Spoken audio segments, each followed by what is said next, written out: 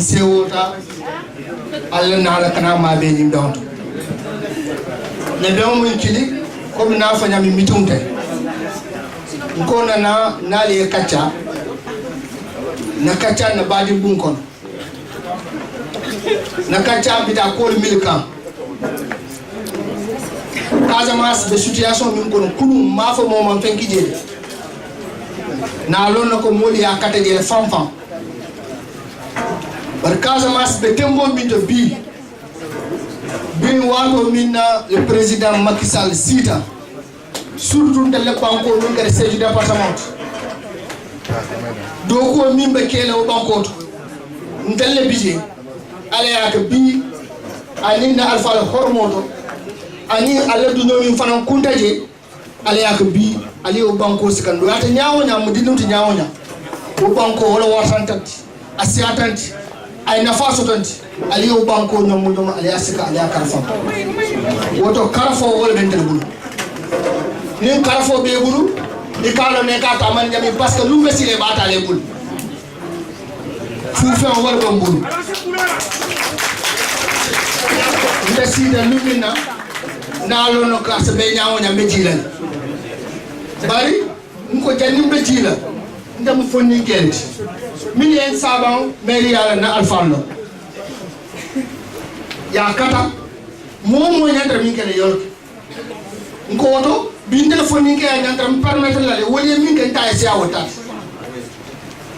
wala na bilin sita ndalla alfa folo bi sita kan ndaka si min kata Mamadou Kassamati que atentu kajay ay do ko minke be do ala fana be dami na lon ne ko abu bunyi mala kono fa ala se ala nema siru futandam al se do ay fana bi ay ko tundel milbul mba sambo wala fan sa futande kayro ko masasu ndalu na alfa do afle ko rek ba ke ba dram fe sirin jam ba tentu ba jayina ate munna almamoti telo almam kunnan konti masasu afana yakata anata kana ma be ndindo na alfal ga duwa funo minge wolon masasum silo adu masasum pom noa ya fajanne biri indépendance nun saintema o silo ko ndel ya kumbo na duwa say mfasita wato minna nsafo no na duwa arrêté wato minna o wato lo président Macky Sall na kuma kan moy ay milliard tanani ni woro bondi ndebe nyamo ko nyaawonya mo wara nyaawonya masiya nyaawonya ay milliard tanani woro bondi abenne banko daga parce que manque Dakar manque Saint-Louis manque Thiès bar na la ko madame manjutum fanda madame manjutum fanda ni mi yenye keje ni mu jambuke bi atale amanda wala ndelle masasu goudron narama soto sate kono atambe ay tam kilomètre kilo meni tempo de vidéo ba itan la na sonta masasu beni chantier ikunde la sirolo ani canalisation ani courant président Macky Sall wolo nagaru kero million tanane ani million masasu ne 1990 na alpha bi jate mi na bangolo masasu ngare chef canton ngare arrondissement ngare communauté 1990 ani saintema mangaru kero soto non fayi na poste de santé mon clôture non fayi ma radio soto non fayi mon courant soto non fayi mon courant soto nani sio kono non courant bije par sate kono courant de site mais nani sio kono kilomètre temps ni wor wala no soto courant jio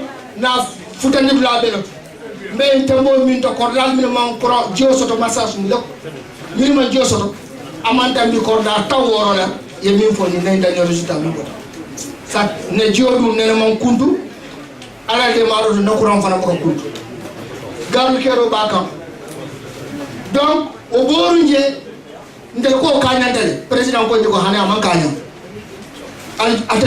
atel pour atel ko kañante bande du tola min la kan wol sato beti min kala na ponte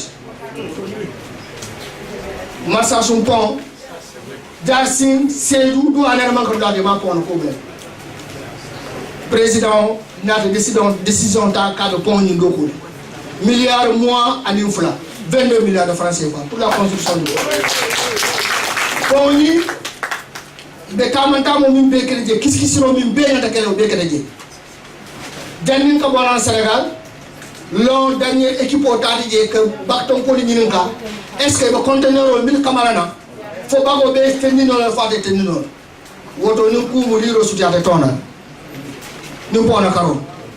Birina silo fo mol ko be sararol ibe wala bo banku la na lalaka bar goudron de lalaka birina silo goudron na baka fo kilomètre tant ça va futa total min tuta ay dum marsasum ay dum kam moya dum marsasum fentanate fen ay min bentanate ma ken woto ninda man na tele kacha o réalisation no projet la nda fon fo mo président Fisir Wallet ngata Fisir Wallet ale banko karfan telema wato mina masi anyati lena barjani masaka anyati lena telefona do yata nyaawna namu dafa masi anyaawna hakilo do yata nyaawna da do ngani kat la jani président kana nimbadi na unta katale président ya tana ka o kato mbo wala ka wala tunna ta pural nali e kacha Sédhiou kono Sédhiou banko français Sédhiou que la région en 2007 Sédhiou c'était la première capitale de la Casamance. Vous avez connu d'éminentes autorités milliards ont été mis ici. Ni Tambita, Ibou Diallo, ni Tambita Bara Moussa Dafela, Moussa Kante, etc. Il t'a mis le tout. Biou Wolbe, il y a 4 Sédhiou. Par nous, qui ont le Sédhiou, il y a 20 km. Nous, qui ont le Sédhiou, on est vraiment qui dit. Sédhiou, Farané, nous avons l'état de l'ordre là. Avec nous, si l'on en pavé, non? Canalisation billet et que l'ampoule bien là. C'est du ça. Le commissariat de police dans une semaine il va inaugurer. Gendarmerie a commencé les balles au niveau de Sédhiou. Massasou bin de nous kono. Ngoni mbe ñu kono no banta bi. Mais ñu kono woro nala nako pom minat. Massasou karfun ko gara kamfan kama bamba. J'espère que vous ngi ko ni karfun ko te kamfan kama. Parce que ne miro de bi ni le pont de Rata, Carrefour la Carrefour ya Babou Sala, Carrefour de Massasou. Massasou deviendrait du coup la plus grande ville Carrefour de toute la Casamance naturelle. Et nous nous préparons à cette transformation. Voilà, le rond-point de Massasou, ceux qui sont là, les Massassoumois qui sont là, il y a un camion. Le rond-point de Massasou a un plan d'aménagement urbain depuis 1938. Pour qu'il faut que Massasou mette Tambita, il y a 4 ans. Parce que, comme il y a un c'est moi, ni Sénégal Bankolo, à quel forêt Barmalo. Massasou million de Saba et Barmalo, il y a 4 ans. Le plan d'aménagement en 1938. Mboto, je pense, en 84, le plan d'aménagement urbain en Soto, Casamance Béokono, n'insigne chose de Mandasso. Au plan Kono, rompé un budget. Mil beta mira moma hali kama parce qu'on rompe on a moma Massasou dali detor ko birin sita birin ñira sanji fra ne ñaati li rompe on butiko commerçant taw woro anim fra no le vilindi pour que rompe on aduna vilinda be sonya ko no kacca ko no haliti ya moma laji bi rompe on fra na be sene de fes mas naka masa dani masa ba rompe on dalay parce que on prépare na pono ko dum ponata ayata na garu kero soto ayata na hôpital soto ayata na rompe on soto ayata na sate kono fonda nous ponata dron e be duna Massasou ne finti te detel donc on ka fait na alone comme je le disais nous sommes pas en train de faire un pilotage à vue à Massasou. Tout ce que nous faisons est effectivement bien structuré, bien pensé, bien réfléchi et bien planifié. Nous avons un plan de développement communal. Nous avons un plan de travail annuel. Nous avons un plan d'investissement annuel que nous mettons en œuvre. Nous avons fait un peu de miro donc bi ñu mettons ko kono na hadi. Ne fait un peu que na ron ko bi ñu commencé à sama mbey na kala sene mbey na kala. Allez au hakilo dinabi.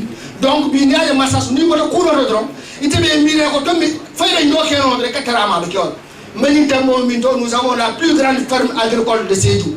Pour 110 millions de francs CFA, les images sont là.